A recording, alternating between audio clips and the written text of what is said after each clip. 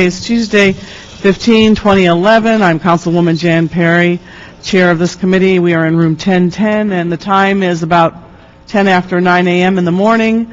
Mr. CLA, I believe we have some consent items. Yes, Madam Chair. We'd like to recommend for consent items number 1, 2, and 6. The first one relates to a transmission service agreement with the City of Riverside. The second one deals with a Board of Public Works DWP street widening grant of right matter. And the last item deals with on-site truck washing agreement for beer sanitation.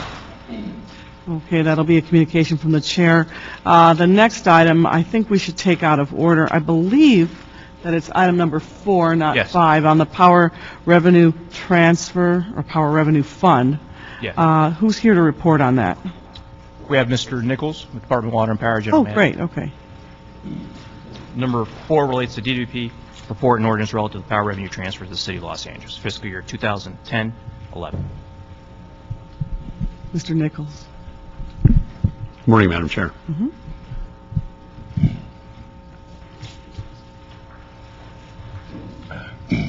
You had requested information with regard to the transfer, Yes. and as reported in I believe in our last last meeting, that the department has approved the transfer and provided that forward to the committee in an amount of approximately $258.5, memory serves me correctly, million dollars, and with half of that being funded initially, and then the balance of that being paid over a equal monthly basis for the remainder of the 1 year period. The reason we do it in that fashion is, I believe, Madam Chair, I believe the committee is aware, it's based on calculation on the prior year's actual audited financials. That takes about 5 months after the close of the year to get that done. So what we do is sort of similar to what someone does with a mortgage or an apartment lease. You to be able to make your cash flow work, you basically try to spread that out equally over the course of a year. We can't do it equally over the course of the year because of that lag time that it requires to get that audited financial. So what we do is basically, once we get the audited financial, provide that calculation, get it approved, both by our board and then by council accepting that. We then pay back. That's why we pay roughly 50%. We pay back that amount, and then move forward to pay the rest over the balance of the year to meet our cash flow requirement. If I could put some dollar figures associated, just to clarify for the record, so the initial lump sum payment would be $127.4 million, with the remaining balance to be provided in monthly installments of, I think it's $21.5 million through June 2011. And I just want to know if I'm correct about that or not. Let me check just a real quick point here, Madam Chair. Okay. Our initial payment. And your ID for the record. Ann Santilli, Interim Chief Financial Officer. Thank you. For DWP. Our initial payment will be $129,407,000, and then once the ordinance is approved and the proper time has passed, the difference between that and the $258,815,000 will be paid in equal installments, so that by June 30th there'll be a zero balance. Okay, 851,000 equal installments through June 2011 then. Correct. And then back up a little bit to the approval of the, you said just before that, the point you made before The that. board can recommend a city transfer, but we actually need the council to pass an ordinance. So it's from the action itself. Correct. All right, date of the action. All right. Is that in process already? The board has already approved it. This is the first meeting on it in the council area, and then I think it'll go to city council based on your recommendation. And then once they're approved, it has a waiting period of so many days to be finalized. You mean to be signed by the mayor?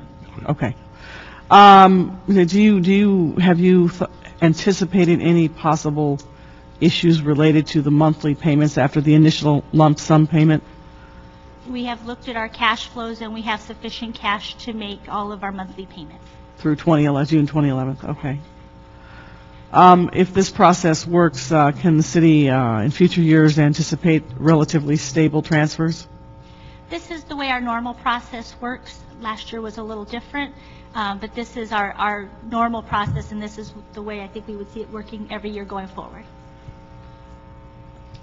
Given the push for energy efficiency and use of less energy on a citywide basis, do you anticipate any impact on revenues?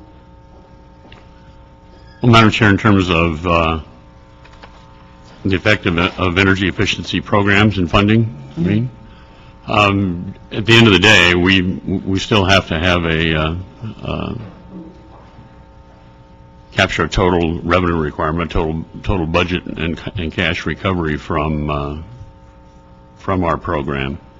And if you look at it, typically when you do energy efficiency investments, that's in lieu of buying energy from some production. You can have a little bit of difference between that cost, if you will, of the energy efficiency versus the cost of what you might pay for energy if you didn't conserve that energy. So there can be some slight differences between the two, but at the end of the day, we wouldn't anticipate that there's a significantly different total revenue difference based on our energy efficiency programs. All right. I don't have any further questions. We don't have a quorum right now, so that this will just be a communication from the chair at this point. Okay. So thank you. Thank you. Sure. You go to number 3? Yeah, let's go to 3. Okay. DWP and CAO reports relative to the proposed amendment of the service rider enterprise zone electric rate. Staff from DWP and the CAO. Good morning, Madam Chair. Aaron Benjamin, Senior Assistant General Manager, Power System. Okay, go ahead. Yeah. What we are requesting, Madam Chair, is to open up the Easy Rider rate to allow businesses that locate to the City of Los Angeles to take the same discounts that's offered currently under the state and federal empowerment zone businesses. And this will allow the businesses that have 35% increase, existing businesses that have 35% increase in their loads, to take advantage of this discounted rate for 5 years.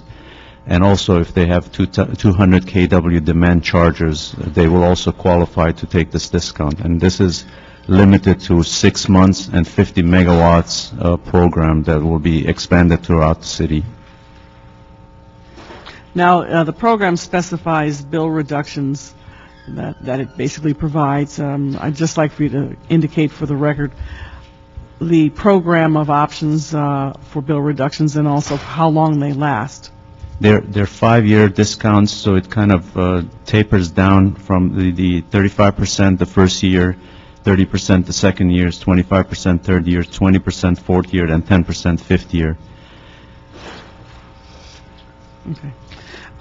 The other question I had to ask you, I wondered if you thought about this. I know the governor is talking about not only eliminating redevelopment agencies, but enterprise zones. I believe he means, I'm not sure to what extent, I mean, state enterprise zones or whatever, but have you given any consideration to that in your, given any consideration to the possibility of that in your thinking about how to roll this out?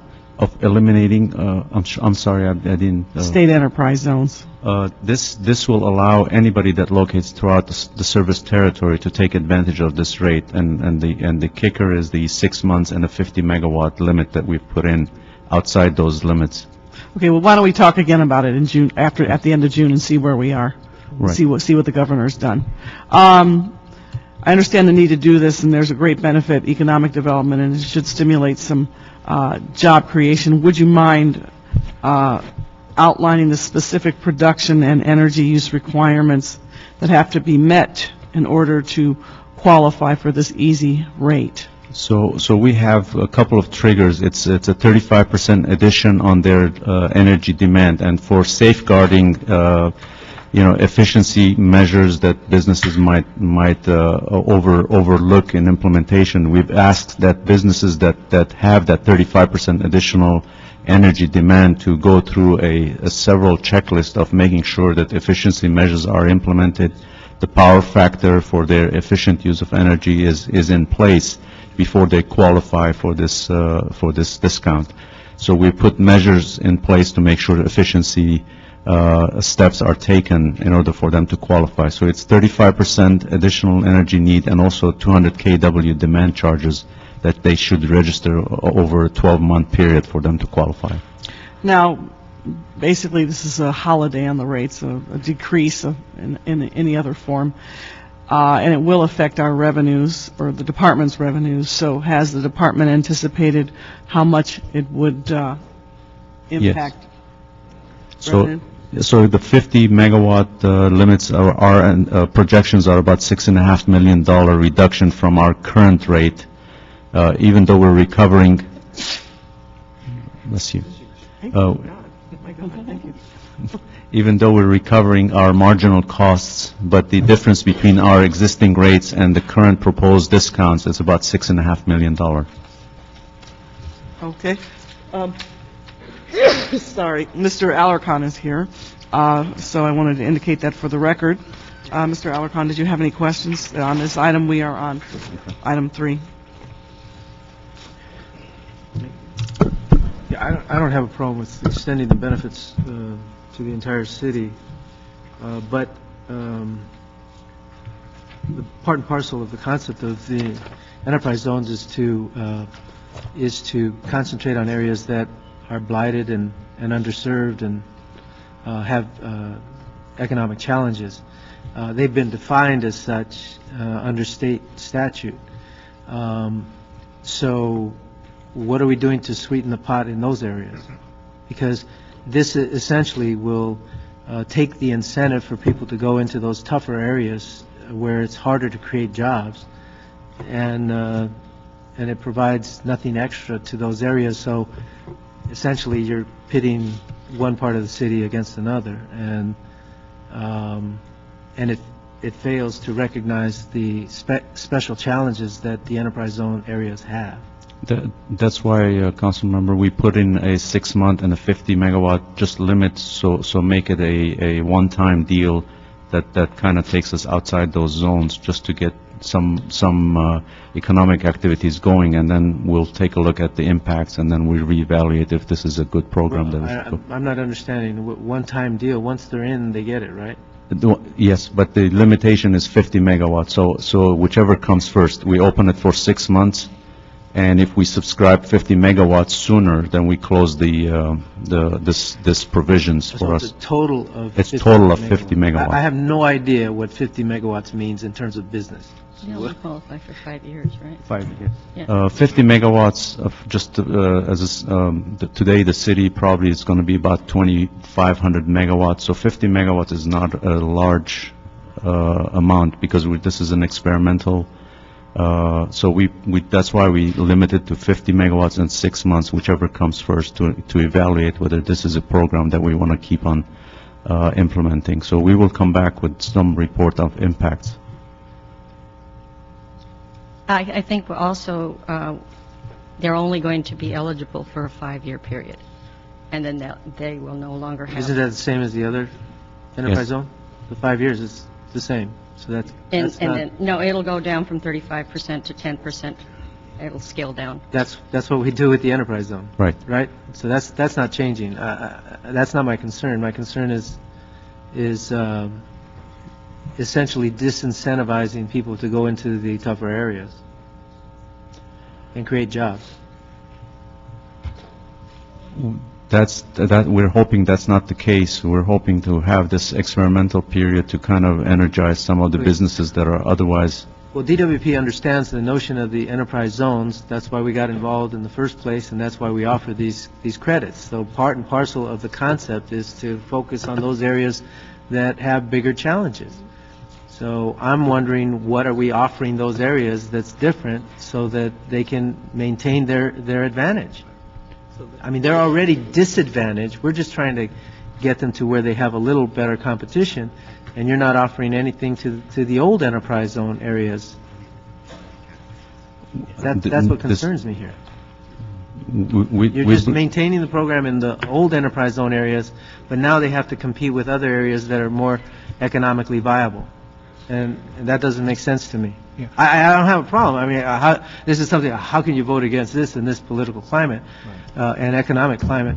But why can't you offer a little bit more for those enterprise zones that have been toughing it out all these years? Excuse me, this is George Chen, rates manager. There's a difference in this program versus the existing EZ, and these are very tight energy efficiency requirement. We require them to meet the state Title 24. That's a very strenuous energy efficiency policy, and also we require there's no job decrease, should be increase. So with these two, there's we try to help the city to move forward with economic development here. So this is a one time, and we put some more requirement on the rate. And regarding that 50 megawatts, it's about 10 of those big size or 500 kW customers. So it's limited scope. If we can attract some business here and help the city, it's a win-win situation. We also the economy is down, we sales a little bit down, so we have the capacity. It's almost like we have excess capacity to have a sale and attract business into the city and help the city. So hopefully that's a win-win situation, and also provide the city some additional revenue for the tax. So that's how the program designed, the thinking behind these. Yeah. But essentially, it's identical to what they would get if they moved into a downtown enterprise zone or a... No, the energy efficiency requirements... No, it would be the same, because if they did the same thing, met the same requirement in Pacoima, they would get the same thing. They wouldn't get extra. The discount is the same, but the requirement is a little bit different because the job creation and also energy efficiency requirement. And How is it different in terms of job creation? On the rate, we will check that, say you have to have, job, if the existing customer, you have to have more payrolls increase, otherwise you don't qualify for that. For the new customer, obviously, you have to be more, to come in here and meet all these energy efficiency. For the Empower zone, currently, we don't have those two requirements. So I know, but if they have the same standard, if they meet the same criteria in Woodland Hills as they would in Pacoima, there's no additional benefit to Pacoima, which is the current enterprise zone. So they would go to Woodland Hills. I mean, I don't get it. What are you offering in addition to the existing enterprise zones that would that would maintain some sense of equity? I guess, Councilmember, on this package, we don't have... Yeah, that's all I'm asking, is I'm not saying anything about, you want to expand it to the whole city, you want to do 100 megawatts, that's fine with me. But all I'm saying is, you ought to enhance the opportunities for the existing enterprise zones, because that's where the greatest job loss was, and that's where the greatest potential for job creation is. And that's why we did it in the first place. And I know because I think I introduced the motion some 18 years ago. Or 17, excuse me. I wasn't here yet. Who's counting? Yeah. For what? They're going to report that. Well, while you're figuring that out, I want to ask the CLA to research this, because I've been monitoring the governor's public statements about eliminating the redevelopment agencies and use of tax. Anyway, and somewhere along that, I do recall his reference to enterprise zones and eliminating those too. Yeah. And so I want to know, and we could do it in a motion and bring it back as a report, if that is in fact the case, that is something he is considering, and how viable that option is, and what that means for this. Okay. Okay. As a former legislator, I would say the enterprise zone elimination is very viable because it's very contentious in the first place, and there's only a limited number of them in the state, and so you have a lot of elected officials, because it's capped at the number, you have a lot of elected officials, Republicans and Democrats, who can't get them because they're capped, and so they've always been jealous. And so this, more than the CRA, which affects almost all areas of the state, Republicans and Democrats alike, the enterprise zones is much more sensitive. But that doesn't mean that DWP can't give these credits anyway. It'll be our own little enterprise zone. Anyway, I really would like to see if there's any way we can enhance the original concept of the enterprise zone. Those areas that have met the criteria for the enterprise zone under the state law, I believe that if you're going to expand this benefit, that you ought to enhance the current benefit received to those in the enterprise zone now.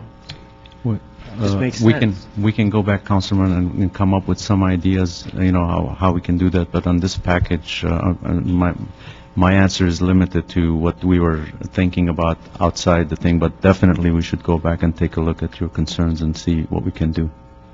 Well, in the 6-month report back then, and I would ask that we amend the report to ask them to come back with an understanding of how they might, or an analysis of how they might enhance the opportunities for the existing enterprise zones, because I think this actually works against the existing enterprise zones. We'll do that. We've also been joined by Mr. Krikorian. Before we leave this item, Mr. Krikorian, we're on number 3. If you wanted to ask any questions or make comments. Thank you. Okay. Now that we have a quorum, Okay. let's do number 3 without objection, Yes. and then we consented items 1, 2, and 6, Yes. and that will be without objection. No. 1, 2, and 6. The transfer? The transfer's 4. 4. 4, okay. Yeah, you care about 4. Don't worry, I already understand you. No, we already, I'm there with you, okay? We're at peace. See, I get you. All right. 1, 2, and 6 were consented, so that'll be without objection.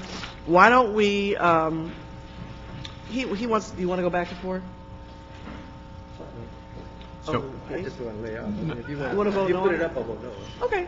so That's not approve good with transfer. those additional instructions. Yeah, we still have 5 and 7 to do.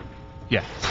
Why don't we do 5 and 7, and then we'll circle back to 4 and figure out what we want to do, if you want to vote no for the record. I think we just lost the staff, but we could. All right, okay. All right, we can take care of it, council. All right, so what are we doing? Okay, that's fine. Okay. All right, let's go on to 5 then. Number 5. Yeah. Motion Parks Perry relative to mitigating harmful air quality impacts associated with the movement of products through the infrastructure of LAWA and the Port of Los Angeles and other product movement hubs. We have staff from these departments as well. Boo. Come on up. So have you guys reached out to AQMD yet? Tell me you have. I guess you haven't. On the fleets? On this motion, we talk to them regularly about these issues, but Okay. on this motion, we have not spoken to them about this. Okay. Okay, the motion was on air quality impacts at LAX and the port. And we asked the departments to talk to AQMD and report back with information on impacts to air quality in the region and a briefing on mitigation. So what do you want to talk about today? Well, just wanted you to know that we're happy to work with the airports and also the AQMD on this report, and we're actually very excited about all the things that we've been doing to reduce emissions from port-related sources, and we have a Clean Air Action Plan. There's been a scorecard passed along, but we've already in the last 5 years been able to reduce diesel particulate matter emissions by 52%, 33%. Why don't we do this? Why don't you, because there's no written report on file, correct? No, just a motion, Madam Chair. Okay, why don't we give you, what, 30 days, 45 more days? Yeah. To you can interface with AQMD. Put Okay. together your report with the CAO and CLA, and then come back in 45 days. So we can have a substantive discussion on the record. Is the Isn't the Air Resources Board that does mobile? Mobile sources are handled by the Air Resources By the Air Board. Resources Board. That's not right, the- but AQMD certainly coordinates with all regional activities, and they're interested in mobile I know, sources but, as well. they If you don't- want to add in CARB, that's fine. No, I'm just saying that specifically, the Air Quality Management District is not responsible for mobile source reduction. That is It correct. the Air Resources Board. That's Mobile sources are the province of the state, and So we should the, add CARB to your, Yeah, add carbon. Okay, and then come back in 45 days. well, one thing, if I may, is a little later this morning, I just wanted to bring to your attention that the DWP board is going to be voting on a special rate for cruise ships, AMPs, and that's the shore power for where they plug in. I just want you to know that we think that they're supportive of it, but I think it'll find its way to your committee, and we just want you to know we'd be pleased for your support. This is something that will help us meet early cruise ship emission reduction targets, and it's very important to the port. Okay, great. Okay, so we're going to have that back in 45 days? Yeah. We'll coordinate with them, communications with AQMD Great. and Or- CARB. And CARB, yeah. Okay, great. Okay, thanks. Item number 7. Board of Public Works report relative to the status of green infrastructure and related matters. Staff from Bureau of Sanitation. Commissioner Daniels. Good morning, Madam Chair, council members, and Mr. Prieto. I just wanted to take a quick moment to introduce this item to you, which is an item that was adopted by the Board of Public Works and recommended to you for consideration. But I also just wanted to take a moment to introduce, if you don't mind, I have some students here from a class I teach at UCLA with Mark Gold, who's my co-teacher, and it's called the Dorothy Green Environmental Leadership Class. The text for the class is Dorothy Green's text, which is Managing Water, Avoiding Crisis in California, and we've been teaching them about the very things that you're going to be hearing about today from our staff. So we have 53 students in the class, but 3 of them are here today. We have Kevin, Jessica, and Serena, who came here to watch. Because I've been telling me about this program, which we're very proud of at the board. Our staff has done a terrific job in leading this really successful collaborative effort between, it's an interdepartmental and interbureau effort, which changes the way we manage our stormwater in the city and follows Dorothy Green's idea of sort of unpaving LA. So we change the textures of our paved environment to weave nature into it. And I'm going to leave the rest of the report to our staff to provide to you. Thank you. Good morning. Adel Hash Khalil, Assistant Director with Bureau of Sanitation. Great to be here today. Glad to represent a number of city departments and partners across the city. But as your lead environmental department, we are tasked with improving water quality and protecting the city's public health and the environment. Rainwater harvesting is the future, is the way to really help us address our pollution, our waterways, at the same time provide a sustainability when it comes to water supply. The example of the leadership of the chair at South Aliyah Wetland Park and taking a 9-acre asphalt parking lot and converting it into a wetland is a great example of what's possible across the city. We've had many projects across the city that actually have done capture of rainwater, changing how we build streets. For example, there's a project up in the Sunland area, Elmer Street, where we actually took a street that had flooding problem and 40 acres of runoff that used to flood an intersection and flood an area in the heart of the San Fernando Valley. We were able to take that runoff and let it infiltrate underground and provide a green street with grassy swale, porous pavement. And that's the example of what we're looking at. And what we need to do is look at parkways. Instead of having asphalt and ugly, broken up parkways, we should convert those to green parkways, and that's something we're looking at to even enhance the South LA Wetland Park and have the surrounding parkway be converted into a green parkway. Just to be here before you, just to give you an update on the great things that we have done through collaboration, and I want to just list a few departments, the Bureau of Sanitation, Bureau of Street Services, Bureau of Engineering, CRA, Building and Safety, City Planning, General Services, Rec and Parks, Transportation, Water and Power, plus we have the Salamanca Bay Restoration Commission, Coastal Conservancy, the state, LA River Watershed Council, the Los Angeles Neighborhood Land Trust. All of them are coming together to help us. But let me give you a couple of highlights of accomplishments we have made. We've developed guidance manuals, 3 guidance manuals for the city's rainwater harvesting program. We have the urban greening policies and standards, green streets and green alleys, design guideline standards, and homeowners how-to guide. And those are all available on the website at lastormwater.org. We have a green database, green street database, and green alley database to help us manage and monitor the progress. We also have developed and adopted revised design guidelines for residential parkways to allow drought-tolerant planting materials. We also have developed the first in the nation in Green Street standard plans, 7 standard plans that are the first in the nation that is saying how we can rebuild the streets in a different way that we can capture runoff. Some of the projects that have been completed, we have Otis Green Street, Grand Boulevard, Treewell, Imperial Highway, Elmer Street in Sun Valley, Riverdale in East LA. And also we've constructed and started construction on a number of other projects where we are putting porous pavement, 4 public and 10 private. The example is the LA Zoo parking lot. We're also starting a project in the San Fernando Valley and CD2, Woodman Avenue.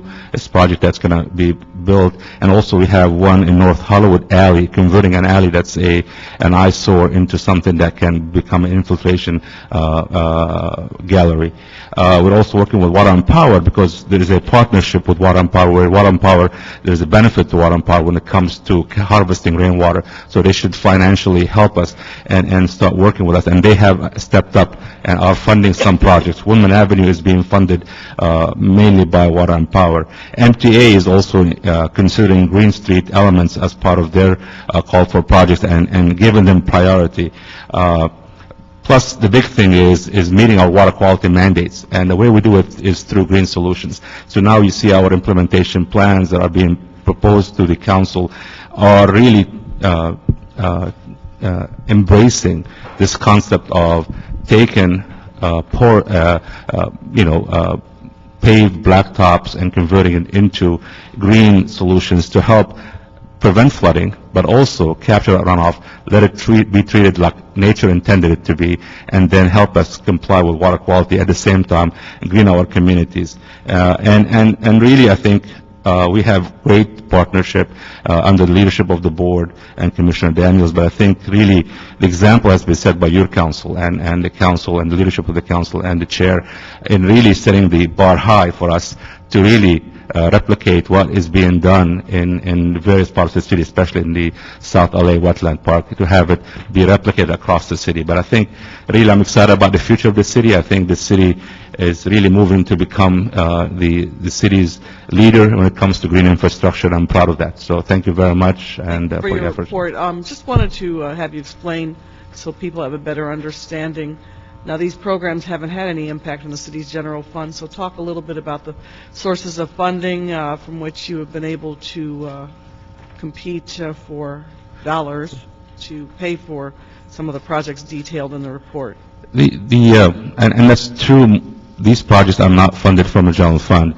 However, we've been creative of how we can leverage small amounts of money. So if we take a street paving project where you need to pave a street, if we can add elements of green infrastructure into it, it can really, you can use other sources. So we're able to apply for grants from the Santa Monica Bay Restoration Commission, the State Coastal Conservancy, and other propositions.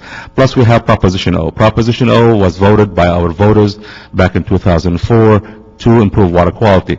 We took that to heart, and under the leadership of the council, we were able to develop projects that really embrace this whole concept of greening.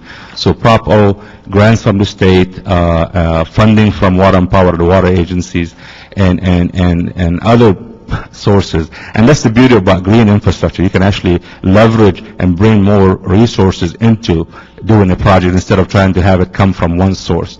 So we're able to improve Elmer Street in the Valley, for example, in Sunland. That street had no curb and gutter, was flooded every time. The street was really in bad shape. Through a grant that we got from the state, we were able to convert that street into a street that not only captures 40 acres of runoff, but also converted the entire street into a green street with porous pavement.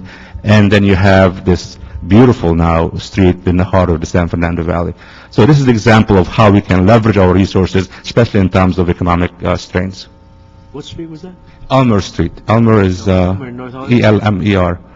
Yeah, it's a beautiful street, and I think it'll be a great example. And I just would add that they are able to recharge to the groundwater basin more water than they actually use through the designs of that street. Okay. It's in Councilman Cardenas's district.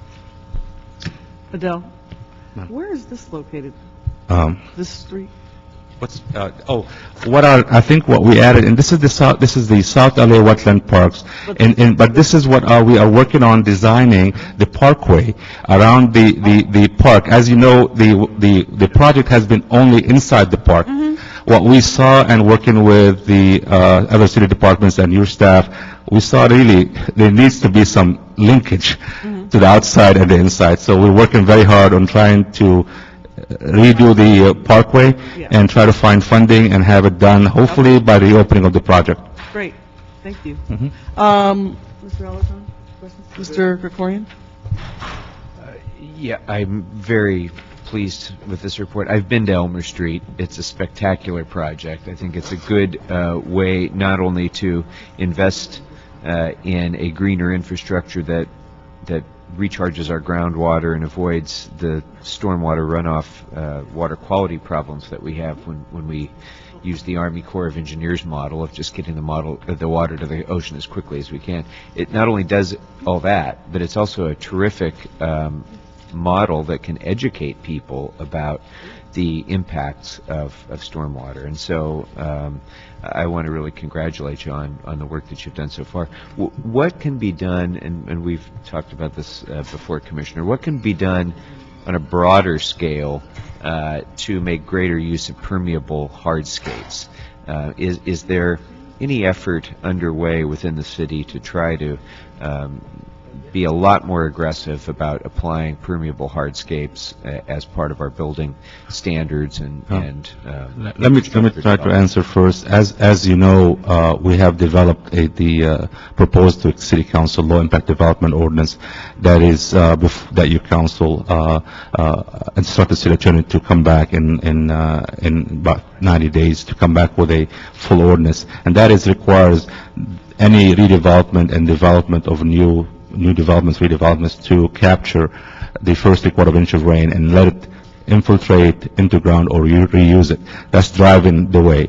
And also, one thing that we have done is through a pilot project that we did across the city with a grant from the state, we actually did a rain harvesting program in the Ballona Creek watershed, where we gave basically help work with the 600 property owners to either put in rain gardens, disconnect their downspouts, put in some rainwater harvesting measures, rain barrels. And I think that is the way to do it in the future, especially through some kind of an incentive as we move forward to collect more revenue for stormwater, that we can provide an incentive such as Water and Power does for Water and Power, that if you're managing your runoff on site, doing more than everybody else, so if you're doing porous pavement, capturing runoff, you should get some kind of incentive and credit because you're managing your runoff different than somebody who's not. So I think that's the future thinking that we're doing, but I think the LID ordinance to me is the first step that you're going to see in the next month or two before your council. Hopefully that will become in effect very soon. Yeah, the LID ordinance, which, and we appreciate your support of that, Councilmember Krikorian, but also, if you look at the third page of the handout that you got, there's a reference there to a Green Streets Master List database as well as the standard plans.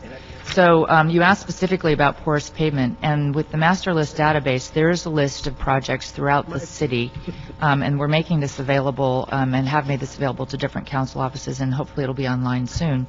And you can, every council office can work with this database and also with the standard plans to incorporate porous pavement in their areas. Councilmember Labange just had a project in North Hollywood with a porous pavement alley. The significance of the standard plans is that they're pre-approved plans already that have these designs in place, and there's 2 alley designs that are part of the standard plans, one for vehicular traffic, one for non-vehicular, and one of them is going to be used in Councilmember Labange's district in North Hollywood.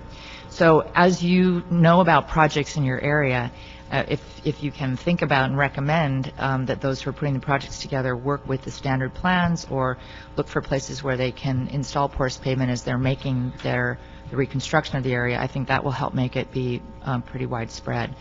We have 7,500 miles of streets that are already here and 600 miles of alleyways, so we'll hope to take them back maybe one by one by one. Well, one of the concerns that I've heard expressed by street services is that if you have permeable pavement, the accumulation of dirt, oil drippings, other things from vehicular traffic will, over a matter of time, cause that permeability to be lost unless it's cleaned in some way. Has there been any evaluation done of that and how that relates between throughways and parking lots, for example? Because I think that obviously the traffic patterns are different, the accumulation of gunk is going to be different. How does that? Yeah, monitoring is actually a key element of everything we're doing. All the projects are being monitored through for water quality improvements, for maintenance, etc. So we have been working with street services on this whole concept of what would it take to maintain them and also how effective they are. I think we are in a direction, we're focusing a lot more on parking lots and less on the main streets for having permeable pavement. But, the parkway is a little bit different. So we're looking at all these alternatives. That's what we're doing, all these projects, and we're going to do monitoring and continue to look into how effective they are. And there are quite a few pilots around Southern California. The Inland Empire Utility Agency has had a pilot project in place for porous pavement for quite some time. So there's a lot of learning in Southern California that we're working with and with street services. Great. Well, I know we're short on time, so we can seems like it. we can talk further about this offline. But thank you very much for an excellent report. Thank you. Okay, thank you very much. This is a great report, very encouraging. Thank you. This is a note and file, I believe. Yes. So we'll do that as a communication from the chair. Yes. Okay, thank you, everyone. I believe that is the end of our agenda. This is the time for public comment for anyone wishing to come forward and comment on items that are not on the agenda. This is the time to do so. Seeing that no one is coming forward, the meeting is adjourned.